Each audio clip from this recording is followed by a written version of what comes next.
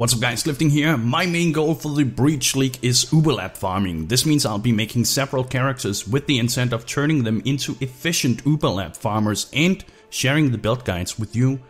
The reason I focus on Uberlap is because I consider it to be the absolute most effective way of generating currency or becoming wealthy in Path of Exile. And to me, that's just a lot of fun. In this video, I will present my build template for the first character I will be running this league. It's a quadruple totem blood magic chieftain using 3 crit flame totems and 1 searing bond totem. You guys may know of my beginner's flame totem guide. This build is similar to that, but I am building on top of it, adding crits and more totems for better endgame scaling and damage potential. Let me just explain the most important skill gem setups for this. The first is of course Flame Totem linked to faster casting, fire penetration, increased crits, elemental focus and pierce. For mapping I'll swap out pierce with faster projectiles for better area coverage. To greatly boost the damage of this setup I am socketing it into an Infernal Mantle. You guys, the dirty minds, I said socketing.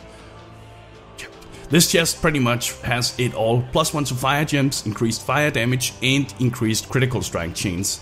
And since this build will be using blood magic, the 100% increased spell damage taken when on low mana affix gets ignored, as blood magic characters are considered to be on full mana all the time, so pretty neat. To get more totems, I will be using Searing Bond linked to elemental focus, increased burning damage and rapid decay. Also to curse and finish off Isaro when he reaches 10%, I'll be using Orb of Storms, Curse on Hit, Assassin's Mark and Culling Strike.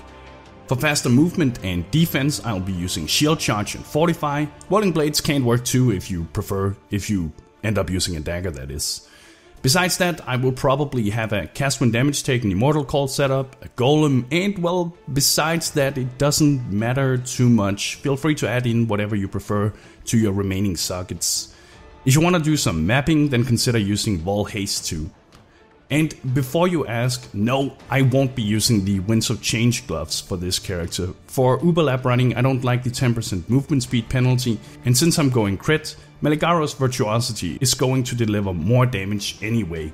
That said, if you are gonna play using this build and want to do a lot of mapping, then the Winds of Change is worth considering due to the projectile speed bonus, if you can make up for the lack of movement speed. For more damage, I will be using an Essence Worm Ring and running the Anger Aura together with this. To get more totems, I will be getting myself the new Tukohama's Fortress Shield. Besides allowing us to run an additional totem, it also gives 40% more totem damage, 100% flat life and 300 armor per active totem. It also gives blood magic, but since I'm picking that up anyway to get the life notes, it doesn't really change anything in that regard. But it is a pretty sweet shield for this purpose. That said, I have no idea what the price is going to be on a shield such as this yet, so it may not be something I will obtain during the first week or the first few days. But we'll see. As for the skill tree, it's a pretty generic Flame Totem crit tree. You can do this as either the Chieftain or the Inquisitor. The Inquisitor will undoubtedly deliver the most damage, but the Chieftain has the most utility and safety for reliably farming Uberlap. This includes extra life regen, which is great for traps. Totems can now taunt, which is amazing for dealing with Argus and Isaro, and totems leech life back onto our character, making it extra safe to kite while the totems deal damage. The only downside to the Chieftain is that the Flame's Advance notable is effectively a waste, since I'll be using Elemental Focus, which prevents the skill from inflicting status ailments, but the sacrifice is worth it in my opinion.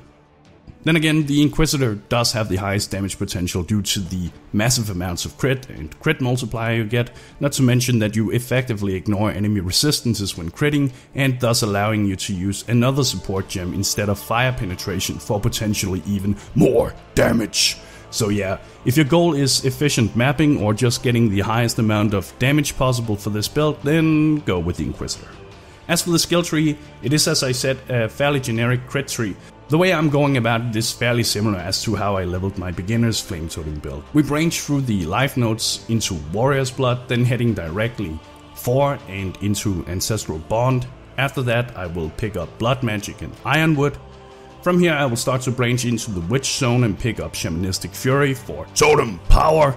From here I will move towards and into Snowforged, then branch into the Shadow Start towards Trickery. After that I will start to pick up the remaining crit nodes and jewel sockets as I see fit, and I will of course during this entire time pick up whatever life nodes I deem necessary as I level. Now you can slow down this video and see how I go point for point, or you can check out the leveling skill trees and the full skill tree I post in the description of the video. Just keep in mind that this is a build template. There may be a few things that change over time, but it shouldn't be too much. Here is a warning though guys, leveling this build for the first 30 levels or so is pretty slow, at least if you rely on using flame totems from the get-go. I'm not saying it can't be done, but yeah, it's gonna be slow. If you do, make sure to get a +1 to fire skill gems, Wand or Scepter, as they make a pretty big difference. It's not until you get to Ancestral Bond and get more totems and a bit of damage nodes that it will start to catch up. Once I get the character up and rolling, I will release a new video showing off how it does in the Uber Lab and maybe even some of the other endgame bosses. Once this character has been finalized, we're gonna make a new Uber Lab farmer and so on. This is how this league is going to be for me, at least for the most part.